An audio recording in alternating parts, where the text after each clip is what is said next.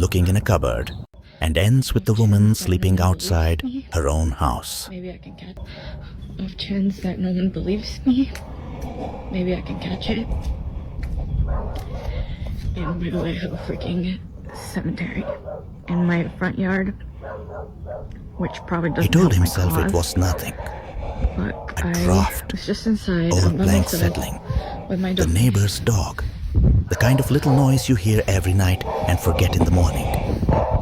But something had changed in the air, and the house, his own house, no longer responded to him as it used to. Every door was where she had left it. Every window was locked. Nothing in the kitchen had moved. Nothing in the living room had moved. And yet, room by room, the silence grew heavier, as though the rest of the house were holding its breath, waiting to see whether she would notice. She stopped at the end of the hallway. The light behind her flickered once. She did not turn around, because somewhere in the part of the mind that remembers being a child, she already knew. There was no longer any point in checking the rooms. Whatever was inside the house with her had already finished checking her. Yeah, she's just been staring at that, and then she started barking, and she growled. Britt lives alone on a small American farm. While she's That waiting night, for me to come home. she was inside the house with her cat and her dog, Is she waiting Josie. for someone to walk out of that closet? She noticed that Josie had been staring into an open closet for nearly an hour. There was nothing inside. No clothes, no boxes, no person. But the dog would not look away. When Britt began recording, the dog's posture changed. First tension, then a low growl, then full barking. Whatever Josie was looking at, the camera could not see it. Directly across from Britt's house is an old family cemetery. It belongs to her father's side. Several generations are buried there, along with their pets, old farm dogs, decades gone. Britt says that when they moved onto the property, they opened the gate. It is a small line, but she repeats it often, as though something else opened that day with it. Britt does not own cattle. Her farm raises horses. But beginning in April, cows from a neighboring property began to walk across the road and gather around the cemetery. They didn't graze. They didn't move. They simply stood there, all of them facing the same direction. The same direction the dog had been facing inside the house. Britt does not own cattle. Her farm has only horses. But that April, from the field across the road, they began to come. Slowly, one by one. And every evening, just before the light went out of the sky, they would gather in the same place, around the cemetery. They did not graze. They did not move. They did not even seem to breathe. 12, sometimes 15 of them, shoulder to shoulder, all facing the same way. The same way Josie had been facing inside the house. The same way every animal on that property had begun to face whenever the sun went down. Fakat bir gece yemek siparişi aldığı sırada kaydettiği bir görüntü onu mezarlık konusunda daha da şüphelendiriyor. Olay gecenin ilerleyen saatlerinde yaşanıyor. Thank you. Thank you so much. Sorry about that. Yeah, this location is outside, no here. Oh, that's so Yeah. interesting. Yeah. Oh, I'm so sorry. Yeah. It's okay. No problem. Thank you so much. Okay, thank you. Have a good night. Oh my god. Yeah, See the cow? it's scared. There's a cow. They're actually not mine. I don't know. It wasn't showing up. What is it? Hi. Okay, thank you. Thank you. That same evening, Britt left the house to pick up dinner. When she came back in, she shut off the alarm and stepped into the living room. She was alone, and then the back of her shirt was pulled, hard, as if a hand had grabbed it with full strength. She dropped the food and ran back outside. When she turned around, there was no one there. The room was the way she had left it. Empty, quiet, untouched.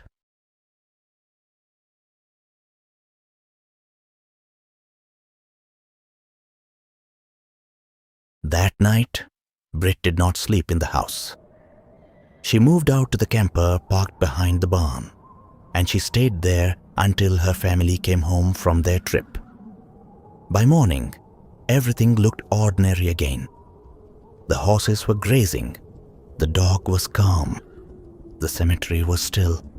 Maybe it had only been exhaustion, she said. Maybe it had only been exhaustion. That evening, Britt walked back into her house. It wasn't even dark yet. Josie was already in the hallway. Same spot, same closet. This time, she didn't growl. She didn't bark. She just stared. Britt opened her phone and began recording again. And in this recording, she was not alone. Animals tend to notice these things first. Britt's dog, the neighbor's cattle. But what happens when whatever is in the room decides to show itself only to the camera? In May of 2025, in another country, a young woman began to find out. Liv was lying in bed, trying to fall asleep, when she heard a scratching sound from the room across the hall. Faint at first, then steady. She picked up her phone and started recording. And as the camera came on, the string lights along her wall were pulled downward by something the lens could not see. Liv didn't scream. She didn't move. She froze.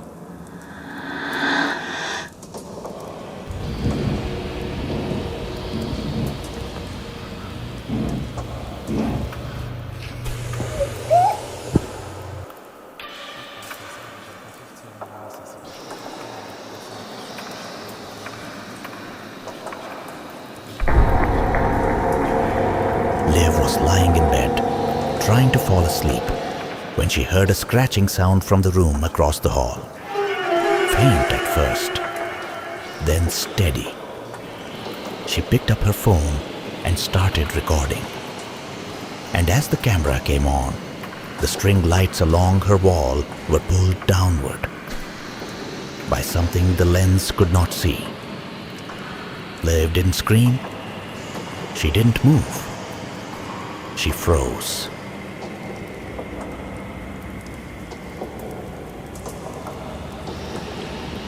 I've never seen anything like that.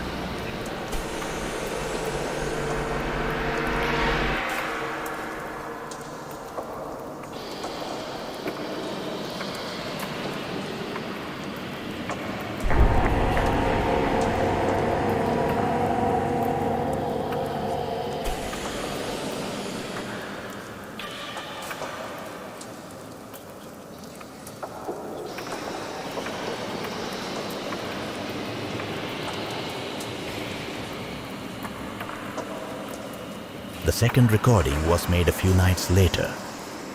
Liv and her boyfriend were coming home from work. As they pulled into the parking lot, they happened to look up at their own apartment window, and someone was looking back. A dark figure, hood up, standing inside their living room, facing them. They watched it for one full second. By the next second, it was gone. gibi bir anda gözden kayboluyor. Üçüncü videoda ise Liv ile erkek arkadaşı belirgin şekilde After that night, Liv and her boyfriend could not bring themselves to step inside their own apartment. They stood in the hallway, key in hand. Not because they didn't know what was waiting in there, but because they were beginning to suspect that they did. What they found inside did not match a break-in. Nothing was stolen. Nothing was damaged. In the middle of the living room floor, a blanket had been laid out. And on top of that blanket, someone had arranged thumbtacks. Not scattered, not in a pile, in rows. Deliberate, patient. Someone or something had spent time in that apartment while they were away and had wanted them to know it. Many viewers said it had to be staged. A prank, a boyfriend testing her reactions. But Liv has stayed in that apartment. She has not moved. She has not changed the locks publicly. She has only kept recording. And the blanket and the tacks were removed long before anyone else ever saw the room. Only the footage remained. In Liv's apartment, the camera saw what people could not. On Britt's farm, the animals saw it first. In the third case, it is reversed.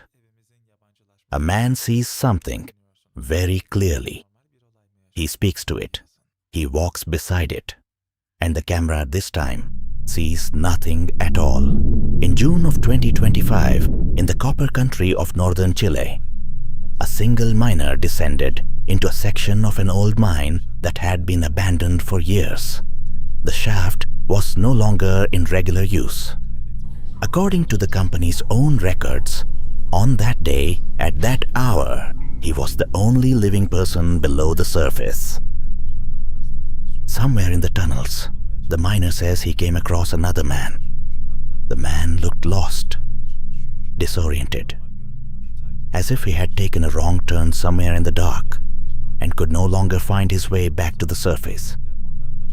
The miner spoke to him, calmly, naturally. He gave him directions. He pointed the way out. And the man, he says, listened, followed, walked behind him. For the entire conversation, the miner says, everything seemed perfectly ordinary. When the miner came back up, he reported the encounter to his supervisor. The supervisor told him plainly that no one else had been assigned to that shaft. They pulled the surveillance footage from the tunnels. They watched it together. And the room went quiet. Because on the recording, the miner is walking alone. There's no one beside him, no one in front of him, no one behind him. But he is speaking, he is pointing, he is smiling, he is giving directions to no one at all. Men have died in those tunnels. Decades of cave-ins. Names on a memorial wall outside the office. Maybe what walked beside him that day was one of them. Maybe it was the heat, the low oxygen, the long hours. Maybe his mind built him a companion to keep him company in the dark. Either way, one fact does not change. For nearly an hour, that miner walked underground next to someone. And that someone was never on the tape. 3 separate recordings. 3 separate countries. An American farmhouse. A small apartment. A copper mine. None of these people have ever spoken to each other. None of them know that the others exist. And yet, every one of these recordings carries the same quiet insistence that someone or something was already there. Britt's dog saw it. Liv's camera saw it. The Chilean miner spoke to it. And in all 3 cases, the proof was never quite complete. It was always, almost, always, nearly, always just outside the frame. Maybe none of these recordings can ever be explained. Maybe they don't have to be. Because the real question isn't what happened on the tape. The real question is much simpler than that. Whoever is watching this right now, in their own home, are they sure they are alone?